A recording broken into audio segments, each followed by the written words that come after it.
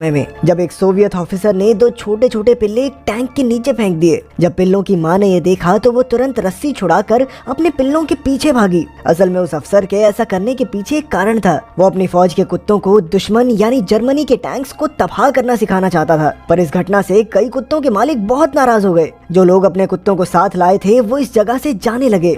पर अचानक Soviet officer ने हवा में गोलियां चलाकर सबको धमकी दी कि जो भी अपने कुत्ते को फौज में नहीं भेजेगा वो अपने कुत्ते की जगह खुद फौज में भर्ती होकर जंग में हिस्सा लेगा। इसके बाद वहां कुत्तों की ट्रेनिंग शुरू हो गई, जहां उन्हें काफी देर तक भूखा रखने के बाद टैंक्स के नीचे खाना दिया जाता था। ये कुत्ते टैंक्स के इंजन की डरावनी आवाजों से डरते थे, इसीलिए उनके सामने दिन रात टैंक चालू रखे जाते ताकि कुत्तों के मन से डर पूरी तरह निकल जाए। इसी के साथ उनके मालिकों को भी भागकर टैंक्स के नीचे जाने को कहा गया ताकि कुत्ते पूरी तरह से निडर हो जाएं। इस कड़ी ट्रेनिंग का मकसद सभी कुत्तों पर बॉम्ब्स बांधकर उन्हें टैंक्स के नीचे भागने के लिए तैयार करना था। उस समय वहाँ वॉल्कोव नाम का एक आदमी भी था जो अपने कुत्ते प्रिंस से इतना प्यार करता था कि उसे यूं ही कुर्बान नहीं कर सकता था। इसीलिए उसने प्रिंस के साथ यहाँ से भाग जाने का फैसला किया। पर जल्द ही उसे उसके कैप्टन ने देख लिया। कैप्टन ने उसे वार्निंग दी कि अगर उसने फौज से गद्दारी की तो उसे जान से मार दिया जाएगा। अब वॉल्कोव का भागने का प्लान चौपट हो चुका था, इसीलिए उसने अपना जख्मी होने का सर्टिफिकेट दिखाकर अपने और प्रिंस के लिए रिटायरमेंट की अर्जी डाल दी। साथ ही उसने प्रिंस की जगह खुद जंग में जाने की बात कही। वॉल्कोव अपने प्यारे प्रिंस के लिए अपनी जान भी न्यौछावर करने को तैयार था और उसके लिए प्रिंस की क्या अहमियत थी ये कोई और नहीं समझ सकता था। असल में पहले वॉल्कोव फौज में एक पायलट हुआ करता था, पर जख्मी होने के बाद उसे जंगल में रेंजर के तौर पर तैनात कर दिया गया। एक दिन जंगल में उसने एक कुत्ते को दो भेड़ियों से बचाया और उसका नाम प्रिंस रखा, मगर वो नहीं जानता था कि ये मामूली सा कुत्ता उसकी जिंदगी बदल देगा। फिर एक दिन वॉल्कोव हंटिंग राइफल लेकर जंगल की रखवाली कर रहा था कि अचानक से उस पर एक जर्मन जासूस ने हमला कर दिया। जासूस ने उसे चाकू दिखाकर पेड़ पर धक्का दे दिया, लेकिन तभी ऐन वक्त पर प्रिंस दौड़ता हुआ आया और उसने जासूस की बाजू पर ही काट लिया। फिर वॉल्कोव ने अपनी बंदूक उठाई और उस जासूस को बंदी बनाकर फौज के हवाले कर दिया। तो प्रिंस ने वॉल्कोव की जान तो बचाई ही, साथ ही उसे फौज में सम्मान भी दिलवाया। उस दिन के बाद वॉल्कोव और प्रिंस काफी अच्छे दोस्त बन गए। वो दोनों एक साथ खाना खाते, सोते और खेलते थे। धीरे धीरे उन दोनों की दोस्ती और गहरी होती गई। पर जब दूसरे विश्व युद्ध की शुरुआत हुई तो जर्मन दुश्मनों से अपने देश की रक्षा करने के लिए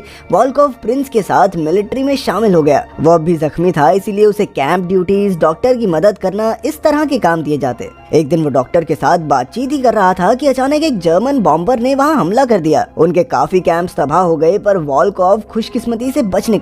उसने जख्मी सैनिकों को उठाकर ट्रक्स में भेजने का काम किया। फिर उसने खुद ट्रक के नीचे छिपकर दुश्मनों पर गोलियां चलाई। हालांकि वो काफी समय से जंग के मैदान से दूर था, लेकिन आज भी उसका निशाना एकदम सटीक था। उसने अकेले ही जर्मन जासूसों को लोहे के चने चबवा दिए। पर अचानक उसके ट्रक पर एक मिसाइल आ गिरी और इसके धमाके से वॉल्कोव बेहोश होकर गिर गया। वॉल्कोव को लगा कि आज उसकी जिंदगी का आखिरी दिन है। पर अचानक प्रिंस भागते हुए एक मेडिकल गाड़ी के सामने जाकर खड़ा हो गया। पहले तो उस गाड़ी में बैठे डॉक्टर्स ने प्रिंस को पहचाना नहीं, पर फिर नर्स नीना ने प्रिंस के साथ चलकर देखने का फैसला किया। प्रिंस दौड़ता हुआ नीना को वॉल्कोव के पास ले आया और इस तरह एक बार फिर से वॉल्कोव की जान बच गई। पर बदकिस्मती से वॉल्कोव की टांग बुरी तरह जख्मी हो गई थी, इसलिए डॉक्टर्स को उसकी टांग काटनी पड़ी। वहीं प्रिंस ने काफी फौजियों से दोस्ती कर ली थी। हर कोई प्रिंस की बहादुरी और अपने मालिक की तरफ उसकी वफादारी को देखकर हैरान था। वहीं नीना भी वॉल्कोव जैसे एक बहादुर फौजी की कहानी सुनकर उसके प्यार में पड़ गई। जल्द ही वॉल्कोव की हालत सुधरी और वो बैसाखियों के सहारे चलने लगा। वहीं सोवियत यूनियन की फौज जर्मन फौज के टैंक्स के सामने कमजोर पड़ती जा रही थी। आज एक बार फिर से उसके देश पर मुसीबत की घड़ी आई थी, इसलिए वॉल्कोव ने एक बार फिर से प्रिंस के साथ फौज में शामिल होने का फैसला किया। पर उसे सीधा जंग में भेजने की बजाय मिलिट्री के कुत्तों के ट्रेनिंग बेस पर भेज दिया गया। इस बार वो वॉल्कोव के साथ साथ प्रिंस की भी कुर्बानी चाहते थे। थोड़ी ट्रेनिंग के बाद प्रिंस को बॉम्ब ढूंढने या जासूसों का पता लगाने की ड्यूटी नहीं दी गई, बल्कि अफसरों ने उसे दुश्मन टैंक्स को तबाह करने वाले कुत्तों की खास ट्रेनिंग में भेज दिया। सोवियत यूनियन जर्मनी की आधुनिक फौज का मुकाबला करने जा रहा था, इसलिए उन्होंने पुराने तरीकों से टैंक्स को तबाह करने का फैसला किया। पहले इंसानों को बॉम्ब्स देकर टैंक्स को तबाह करने भेजा जाता था, पर सीधी सी बात है कि इंसान कुत्तों के मुकाबले धीरे दौड़ते हैं और इसी वजह से कई बार इन फौजियों को टैंक्स तक पहुंचने से पहले ही गोली लग जाती। इसलिए फौज ने इन कुत्तों के लिए खास ट्रेनिंग की शुरुआत की, जिससे उनके शरीर पर बॉम्ब्स बांधकर दुश्मन टैंक्स को उड़ाया जा सके। जब कुत्तों के मन से टैंक्स का डर निकल गया तो कैप्टन ने कुत्तों के शरीर पर बॉम्ब बांधे ताकि जैसे ही कुत्ते टैंक के नीचे पहुंचे तो एंटीना के दबने से बॉम्ब धमाका हो जाए, जिससे दुश्मन फौजियों के टैंक्स को तबाह किया जाएगा। ये सब देखकर वॉल्कोव का दिल बैठने लगा। प्रिंस ने उसकी जान बचाई थी और वो उसे ऐसे मिशन पर जाते हुए नहीं देख सकता था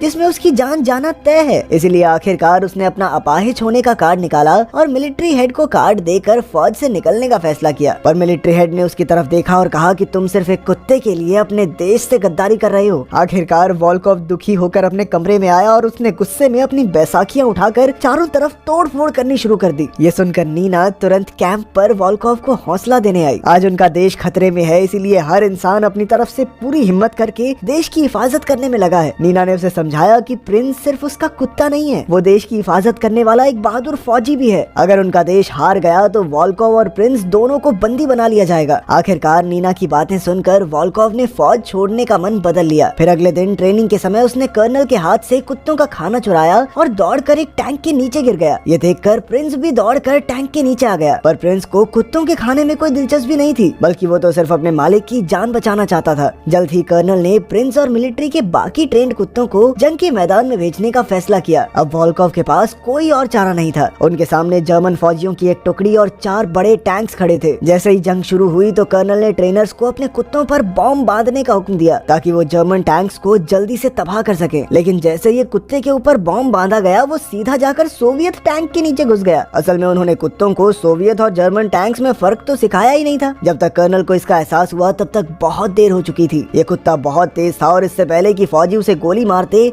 वो सीधा टैंक से जा टकराया और इस जबरदस्त धमाके में सोवियत टैंक के टुकड़े टुकड़े हो गए। इससे कर्नल को बहुत गुस्सा आया और उसने कुत्तों की जगह उनके ट्रेनर्स को भेजने का फैसला किया। पर जैसे तैसे सबने उसे शांत किया। इसके बाद बाकी कुत्तों को भी रिहा किया गया। पहले ट्रेनर ने आंखों में आंसू लेकर अपने कुत्ते को भेजा जो गोली की रफ्तार से दौड़कर जर्मन टैंक के नीचे घुस गया और धम से जर्मन टैंक के परखच्चे उड़ गए। ये देखकर कर्नल तो बहुत खुश हुआ, पर उस कुत्ते का ट्रेनर बुरी तरह रोने लगा। उसने अपने हाथ जोर से मुट्ठी में बंद कर लिए क्योंकि वो अपने कुत्ते को ऐसी मौत मरते हुए नहीं देख सकता था। खैर जंग जारी रही और कर्नल के हुक्म पर कुछ और मिलिट्री डॉग्स को भी जंग के मैदान में भेजा गया, जिन्होंने कुछ ही पलों में दूसरा टैंक भी तबाह कर दिया। पर उसी वक्त पासा पलट गया क्योंकि अब जर्मन फौज काफी आगे तक आ चुकी थी। कर्नल कुत्ते को भेजकर तीसरा टैंक भी तबाह करना चाहता था, पर तीसरा ट्रेनर अपने प्यारे कुत्ते को यूं कुर्बान नहीं कर सकता था। इसलिए उसने ऑर्डर ना मानकर कुत्ते के शरीर से बॉम्ब हटा दिया। फिर वो खुद बम लेकर टैंक की ओर भाग निकला। पर इंसान कुत्तों जैसी रफ्तार में नहीं दौड़ सकते थे, इसीलिए कुछ दूर पहुंचते ही उसे जर्मन फौजियों ने गोली मार दी। ये देखकर कर्नल ने उसे बचाने की कोशिश की, पर वो खुद भी जख्मी होकर जमीन पर गिर गया। उधर उस फौजी ने पीछे मुड़कर अपने साथी फौजियों को देखा और एक ही पल में उसके अंदर जोश भर गया। आखिरकार वो जर्मन टैंक के नीचे आ गया और उसने अपनी जान कुर्बान करते हुए उस जर्मन टैंक को तबाह कर ही दिया। मगर इस सब के बाद भी एक और टैंक था जो तेजी से उनकी ओर बढ़ रहा था। उनके कैंप पर चारों ओर से गोलियां चल रही थी, बमबारी हो रही थी और इन्हीं धमाकों में बेचारी नीना भी बुरी तरह जख्मी हो गई। उधर वॉल्कोव ने जैसे तैसे हिम्मत करके जर्मन दुश्मनों का सामना करने का फैसला किया, पर फिर उसे भी गोली लग गई। इस मुश्किल घड़ी में अचानक प्रिंस दौड़ा और गोलियों की बरसात के बीच सीधा जर्मन टैंक से जा टकराया। इसी तरह प्रिंस ने अपनी जान कुर्बान करके आखिरी जर्मन टैंक को भी तबाह कर दिया, जिससे वॉल्कोव और उस पूरे सोवियत कैंप की जान बच गई। आखिरकार वॉल्कोव काफी सम्मान के साथ रिटायर हो गया और प्रिंस की बहादुरी के सम्मान में पूरा शहर उसका स्वागत करने आया। तो वो अब भी प्रिंस की बहादुरी की कहानी बड़े गर्व से सुनाता था। वॉल्कोव के लिए प्रिंस एक सच्चा हीरो था जिसने अपनी जान की बाजी लगाकर